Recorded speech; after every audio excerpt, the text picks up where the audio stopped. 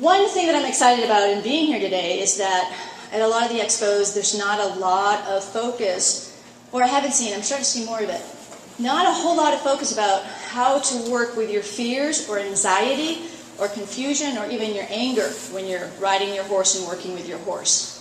And to me, if we can address what's happening for you as a rider without any judgment, because that stuff just pops up. Okay, we all have these experiences, we're human beings. So not without any judgment, but really with, what do I want to do with this?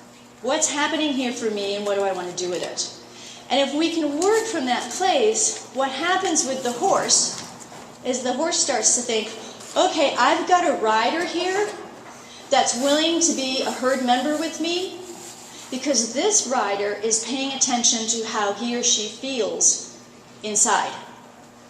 So in the herd dynamic in the field, the way that the herd stays safe is that they're communicating through their bodies. If one horse has something fearful that they spook at, what happens to the rest of them? They move like a bunch of birds, right? A big herd, just one big organism. They don't sit around and think, hey, Harry, I think we should be scared of that mountain lion up there, right? It's just like, bam, we're out of here. When you're sitting on top of a horse, you're a herd member. And that horse is listening to what's happening in your belly. Okay? So how many of you have been walking down the road and then you see something way down there and you go, oh, I wonder if my horse is going to be scared of that. Anybody have that? Right, so in your head, in your thinking head, you're already prepping for fight or flight. And your body says to itself, okay, let's get tense. Let's start building the adrenaline just in case our horse does respond fearfully. I'm ready to do it, right? And so there's a different chemistry in your body in that moment. Versus if you see that something and you go, oh, not to worry, we're going here, and I'm going to focus here and put my energy here, there will be a different response in your body. Your body is the unconscious part of your whole being. We have to bring consciousness to what we're feeling unconsciously. Horses operate from what they're feeling, right? They don't think about it. If something looks scary, they're going to go. If they're upset, they pin their ears, they swish their tail, and they get their herd mate out of the way so they can get the pile of hay. They're not thinking about it. They're not contemplating it. They pretty much feel it and respond. Okay? So we want to heighten our awareness as a rider to what we're feeling unconsciously so that we can have more harmony and ease with the horse.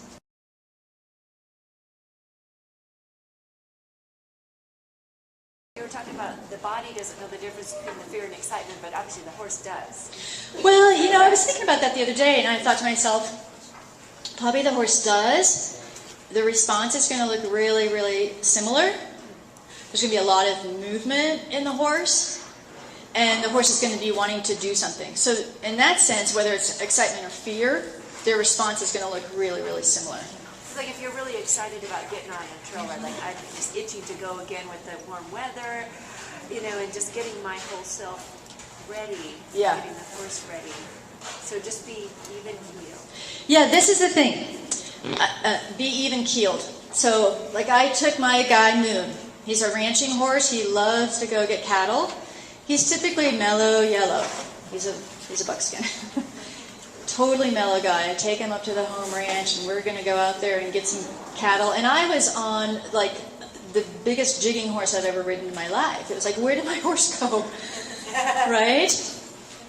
In that moment, if I try to be mellow yellow with him or I try to be calm with him, when really inside of myself I'm shaking and I'm getting nervous and I'm getting agitated, what I'm doing is actually trying to override the emotions before recognizing them. And this is tricky. I mean, people, you might be like, this doesn't make sense. But think about it. If I can even for a split second say to myself, wow, I'm getting anxious right now, that's not mine, it's Moon's or it's my horse, and then I take a breath, I will get to that calm place a lot faster. But if I just feel in my body, oh my God, I'm calm, I don't want to be calm, I'm going to keep breathing, hopefully I won't be calm anymore, okay, how's my horse doing, I still want to be calm, I'm going to take another breath, can I get calm, can I get calm? I'm not really getting calm, right? I'm trying to think my way through calm. What we resist persists. So if I resist the excitement that I feel even coming from my horse's body, I'm going to start to buy into that, and my body is going to actually start to get more and more excited. Where if I can label it and name it and say, I'm feeling excited, and this is coming from my horse, and then I take a breath, and then I really engage that mind with, and we don't need to be excited, or I'm going to have you do some different things here so you can let some of that excitement move out of your body, then your body is going to go to a calm place. Does that make sense for everybody? So always acknowledge, even if it's for a split second, and then move into a place of personal power with your horse so that you are being the leader for your horse, but you're not incongruent